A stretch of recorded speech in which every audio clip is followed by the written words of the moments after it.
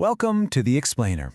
Have you ever really, truly stopped to think about the price you pay for your digital life? Today we're diving into a pretty radical philosophy, one that says our constant chase for online validation isn't building a legacy at all. In fact, it might be destroying it. Let's get into it.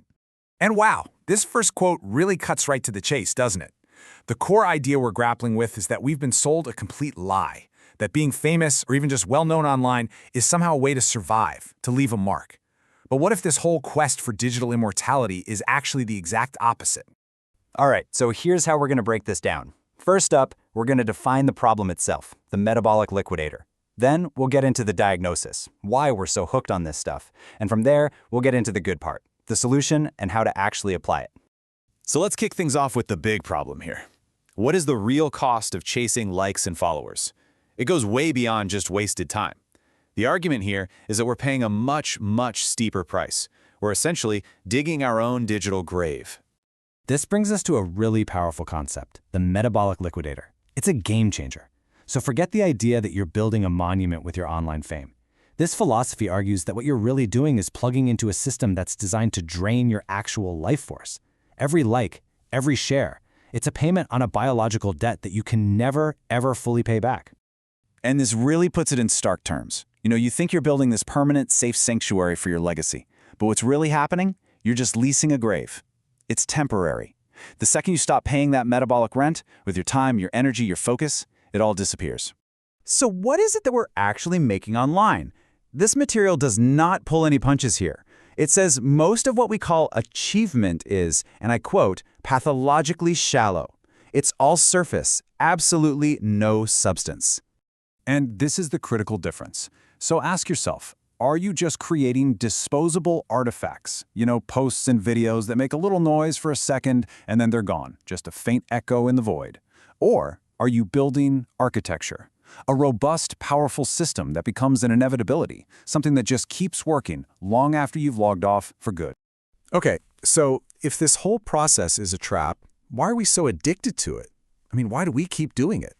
Well, the diagnosis, according to this material, isn't a failure of character. It's a failure of our hardware, our biology. Let's get into the nitty-gritty of the biology. What we're talking about is a genuine hijacking of our brains. A really primitive, ancient drive for validation has taken the controls and has turned us into slaves to the next notification, the next like, the next follow. And here it is. This is the culprit, the ventral striatum. You can think of it as the core reward center in your brain, and it is absolutely obsessed with getting a pat on the head right now. It's the physical, neurological home of that like reflex. So what's the bottom line here? This endless cycle of chasing validation, it's all noise. There's no signal. It's just pumping our bodies full of stress hormones like cortisol while producing absolutely nothing of real lasting value. It's pure static.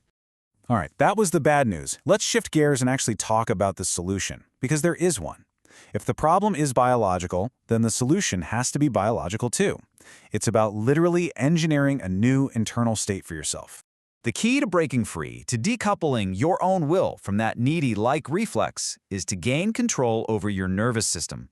And the master key, as you see here, is the vagus nerve. Think of it as your body's biological superhighway of autonomy.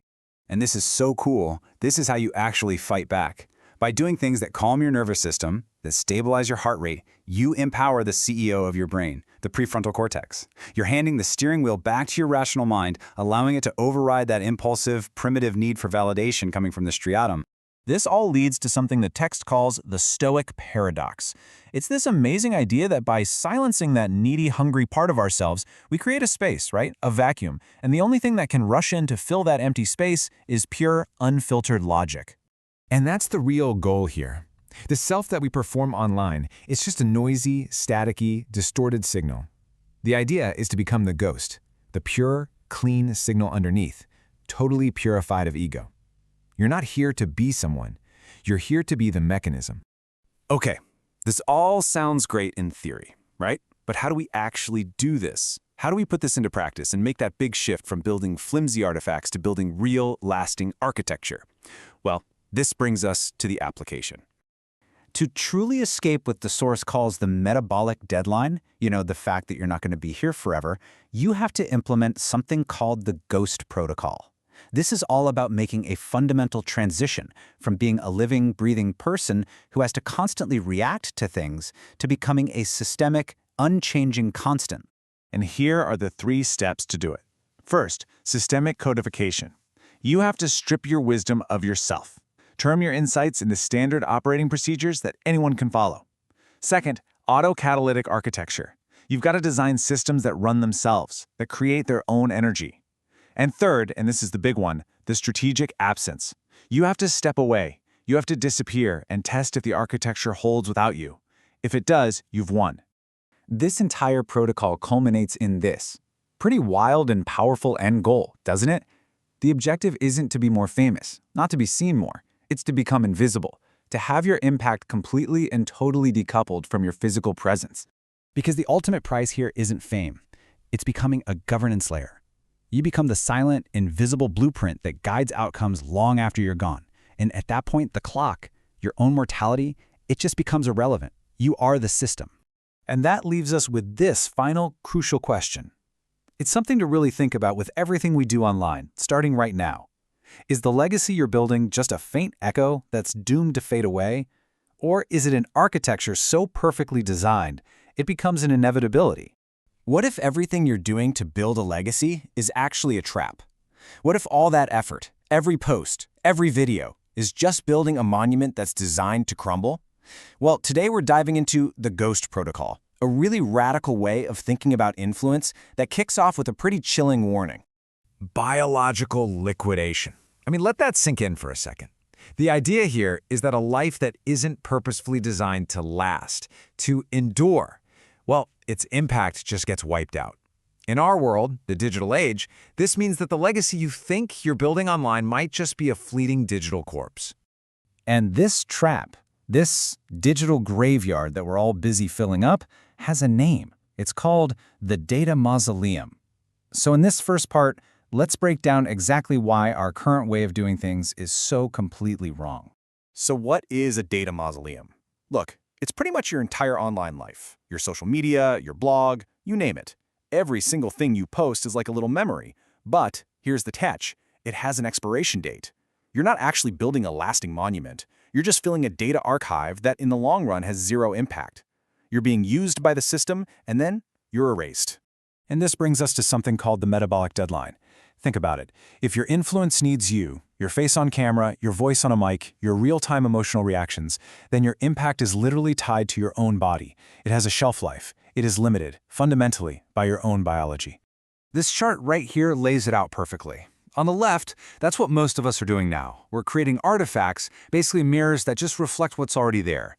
It needs you to be present all the time, and honestly, it's pretty shallow. But on the right, that's the goal. Building an architecture, a source, something that creates what will exist, something that works even when you're not there, and something that is systemically, fundamentally deep. To put it a little more bluntly, chasing those likes, those followers, that temporary validation, it's not building you some safe haven for your ideas. You're just renting a temporary plot in the massive, ever-expanding graveyard of the internet. So, okay, if it's such a bad deal, why do we all fall for it? Why are we so willing to build our own digital graves? Well, the problem isn't just the social media platforms. The problem is inside us. It's our own biology. We're caught in a biological trap. You see, our brains are hardwired with a reward system that just loves instant gratification. It's that little part of us that gets a kick out of a notification, a like, that quick hit of approval. This is the Striatum hijack. We're literally trading away our long-term power and sovereignty for a cheap, short-term buzz. And this leads to what you could call a Stoic paradox. To actually build something that lasts, you have to do something that feels totally wrong. You have to remove the self. That loud, needy part of you that's always hungry for validation. You have to silence the very ego that's being hijacked. This slide really shows the transformation we're talking about. On one side, you've got the self. It's a noisy signal. It's a person just looking for validation. But on the other side, you have what this protocol calls the ghost. That's a purified signal. It's not a person, it's a mechanism that seeks to function. It's about moving from all that high-stress noise to pure, high-quality signal.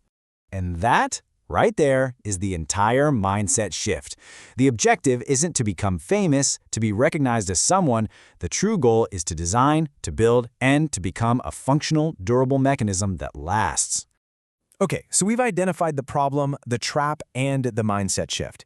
But how do we actually do it? How do we go from self to ghost? Well, the source material gives us a very specific operating system to escape that metabolic deadline, and it's called the ghost protocol. The whole protocol really boils down to three main pillars, three big steps to get to what's called systemic sovereignty. We've got systemic codification, autocatalytic architecture, and finally, the strategic absence. Let's break down what each of these really means. First up, systemic codification.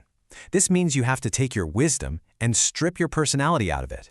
If your brilliant ideas only work when you present them with your charisma, then they're fragile. The goal is to turn them into standard operating procedures that anyone can follow. And here's the real test. Could a total stranger pick up your blueprint and execute your vision perfectly, without even knowing your name? If the answer is yes, then the ghost is active. Step 2 is about building an autocatalytic architecture. I know it sounds complicated, but it's really about building systems that fuel themselves, systems that create their own energy and momentum. Your job changes completely. You're not the driver constantly pushing things forward. No, you're the engineer who designed the engine to run on its own. And that brings us to the final and maybe the scariest step, the strategic absence. This is the ultimate test. You have to intentionally step away from the system you built. And if the whole thing holds up, if it keeps producing results according to your original blueprint, even when you're gone, then congratulations, you've achieved true systemic sovereignty. So what's the end game here? What happens when you actually pull this off, when you implement the ghost protocol? Well, you go through a final transformation. You stop being the person running the machine, and you become the blueprint for the machine itself. This forces us to ask a really deep question about our own goals. Are we trying to be a person with all the biological limits and deadlines that come with that? Or is the real goal to become a governance layer? The underlying set of rules and logic that future things can be built on top of. I mean, the difference couldn't be more stark. Before the protocol, you're a living reactor. You're fragile, you're biological, you need a constant supply of energy, and you're always fighting the clock. But after, you become a systemic constant. You're durable, logical, you generate your own energy, and you completely transcend the clock. And the source material lays out a seriously provocative goal. It says that by age 45, your aim should be to become invisible. Your goal is no longer to be a person out in front, it's to be the governance layer behind the scenes. The system you build should be doing the work, making your personal presence, well, irrelevant. And that, right there, that's the ultimate freedom, isn't it? That fear of the clock, that metabolic deadline, it all just goes away. Time doesn't matter anymore, because you are no longer the temporary artifact. You have become the eternal blueprint. So the final message here isn't your typical call to action. It's a challenge to stay silent, stay wise. It's an invitation to stop making so much noise and start building systems, to stop being just another echo, and to finally become the blueprint.